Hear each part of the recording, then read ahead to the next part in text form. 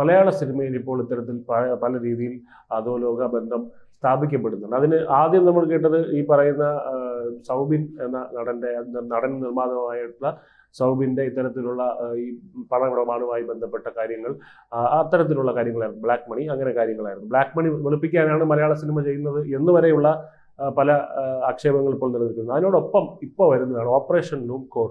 അതിൽ രണ്ട് പ്രമുഖ നടന്മാരായിട്ടുള്ള പൃഥ്വിരാജിൻ്റെയും ദുൽഖറിൻ്റെയും വീട്ടിൽ റെയ്ഡ് നടക്കുന്നു. 2 വാഹനങ്ങൾ കണ്ടുകെട്ടുന്നു. ഇതിലെന്താണ്, നികുതി വെട്ടിപ്പല്ലേ എന്ന് വിചാരിക്കും നമ്മൾ. സാധാരണ നികുതി വെട്ടിക്കുന്നത് വലിയ കുറ്റമാണ്, പക്ഷെ അത് അത്ര വലിയ ഒരു കുറ്റമായിട്ട് കാണില്ല, രാജ്യദ്രോഹ കുറ്റമാണെങ്കിൽ പോലും. പക്ഷെ ഇവിടെ അങ്ങനെയല്ല. ഭൂട്ടാനിൽ നിന്ന് വാഹന കടത്ത് നടത്തിയിരിക്കുകയാണ്, അതായത് സ്മഗ്ലിംഗ് നടത്തിയിരിക്കുകയാണ്.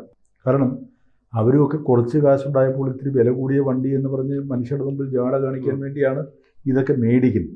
പക്ഷേ ചെന്ന് പെട്ടുപോവുകയാണ്. ഞാൻ ഇന്നലെ നടന്നൊരു സംഭവം പറയാം. ന്യൂയോർക്കിൽ നിന്ന് എൻ്റെ ഒരു സുഹൃത്ത് നിരന്തരമായി വിളിക്കുന്നു.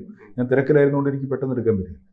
ഒരു 6ാമത്തെ കോളാണ് ഞാൻ കണ്ടത്. ഞാൻ എടുത്തപ്പോൾ എന്നോട് പറഞ്ഞു, തമിഴ്നാട്ടിലുള്ള ഒരു ഗ്രൂപ്പ് ബ്ലാക്ക് മണിയാണ്.